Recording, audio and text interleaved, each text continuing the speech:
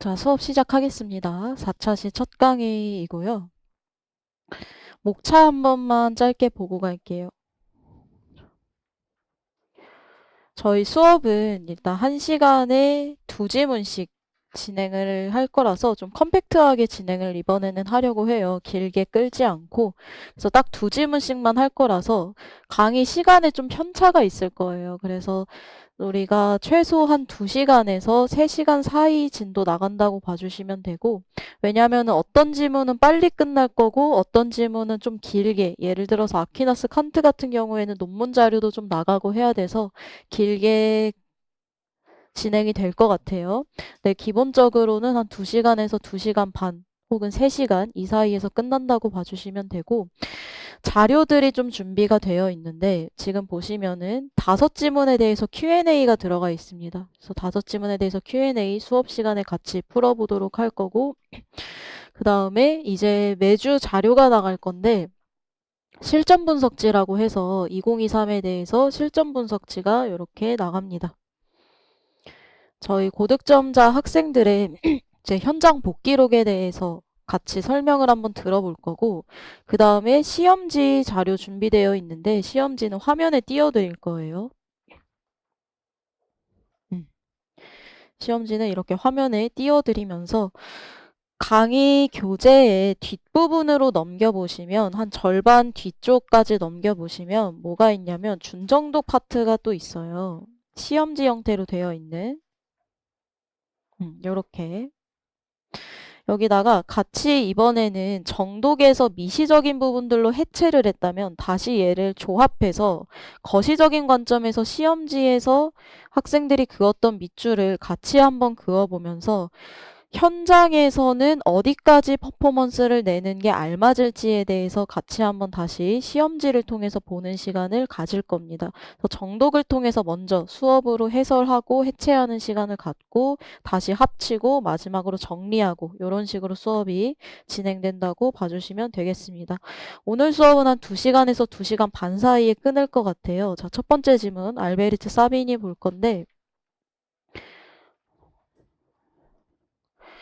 지금부터는 또 설명을 어떤 식으로 4차시부터는 드릴 거냐면 상위권의 정답률에 대해서 말씀을 드릴 거예요. 그래서 제가 이제 상위권 상담을 통해서 상위권 학생들 표본을 좀 모았는데 상위권 학생들이 어떤 문제는 거의 다 맞추더라. 어떤 문제에서는 좀 틀려도 되더라. 왜냐하면은 2024에서 좀 핵심적이었던 부분이 아무래도 시험지가 너무 어려웠다 보니까 23개에서 24개 정도 원점수를 맞추더라도 백분위가 98에서 99까지 나왔어요.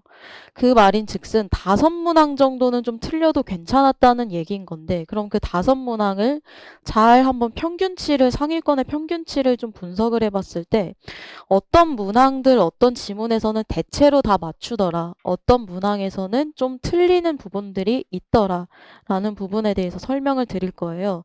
자, 그래서 우리가 좀 어떤 지문은 여기까지는 도달을 해야 된다. 여기까지는 조금 그래도 무리해서 우리가 도달을 해야 될 것 같다. 여기까지는 반드시 도달을 해야 된다. 이런 식으로 설명이 들어갈 텐데 첫 번째 지문 오늘 볼 알베르트 사비니 같은 경우에는 사실 상위권 학생들이 대체로 다 맞췄던 지문입니다.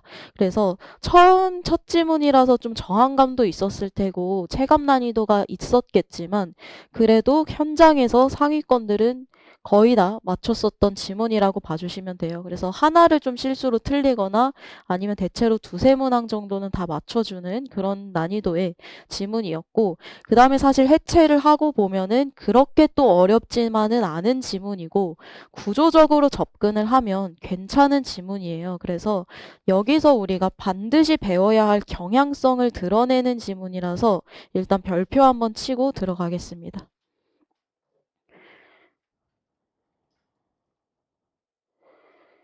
뭐에 대해서 이제 얘기를 할 거냐면 거시적인 구조가 핵심적으로 2024에서는 강조됐어요. 자, 그러면 일단 결론부터 쓰고 시작을 할게요. 규범과 경험과 현실의 축을 놓고 이 부분이 거시라면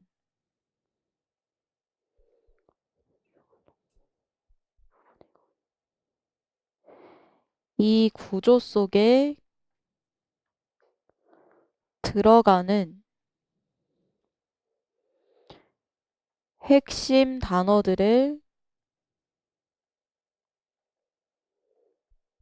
축에 넣어준다.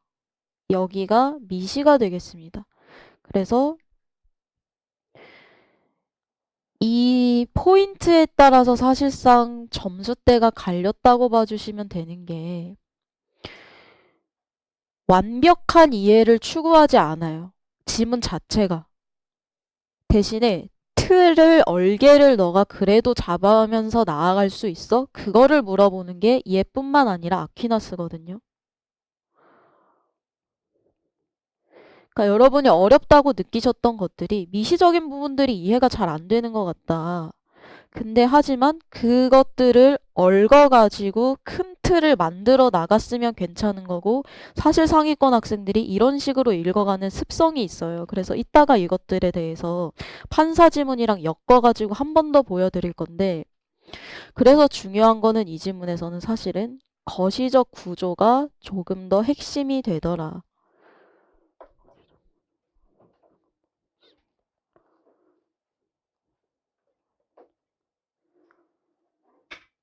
자, 지금부터 해설을 들어가기 전에 한번 제가 잠깐 시간을 드릴 테니까 이번엔 어떤 식으로 읽어보냐면 논점을 잡아볼 거예요. 자, 예를 들어서 1문단만 한번 제가 같이 읽어드릴게요. 규범교의적 학문을 자처하는 법학은 학문성에 관한 논쟁에 시달려 왔다. 그러면 여기서 화두가 일단 첫 번째로 등장하는 게 학문성이 되겠습니다.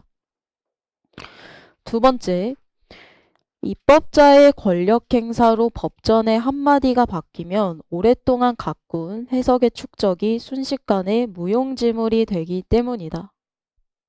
이에 대한 도전으로서 자, 논점을 잡는다고 했을 때 핵심이 되는 단어가 지금 도전이죠. 왜? 여기서 뒤집어 주니까. 논점, 대비점을 주는 단어가 도전입니다.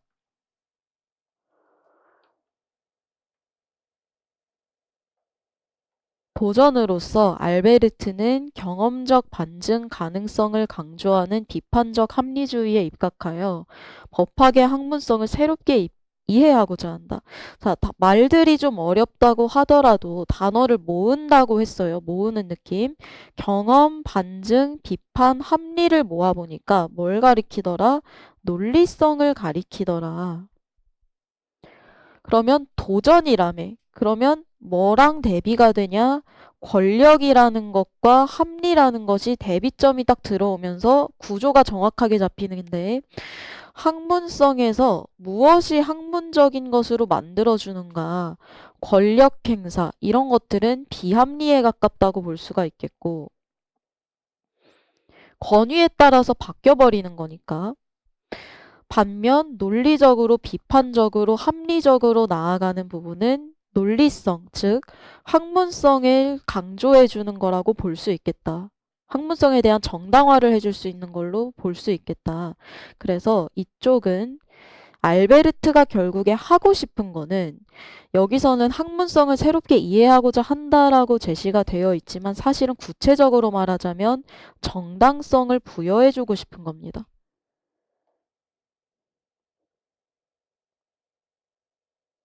자, 다시 천천히. 학문성에 관한 논쟁이라고 했을 때 뭔지 모르겠어요. 근데 읽어보니까 권력 행사로 한마디가 바뀌면 무용지물이 된다. 학문성이라는 게 뭘까? 순식간에 무용지물이 되지 않고 오랫동안 축적될 수 있는 무언가를 가리키는 건가? 한번 뒤집어서 이해를 해보고 그 다음에 또 다른 힌트가 결정적인 힌트가 등장하는데 이에 대한 도전으로서 라고 하면서 뒤집어주는 부분이 나와요. 그러면 뭐를 뒤집어주냐? 권력이라는 거를 뒤집어서 합리라고 대비를 시켜줘요. 그러면 우리가 평소에는 권력과 합리를 뭐 연결해서 생각하지는 않겠죠. 하지만 이 지문에서는 이 두 가지를 연결을 시켰단 말이에요.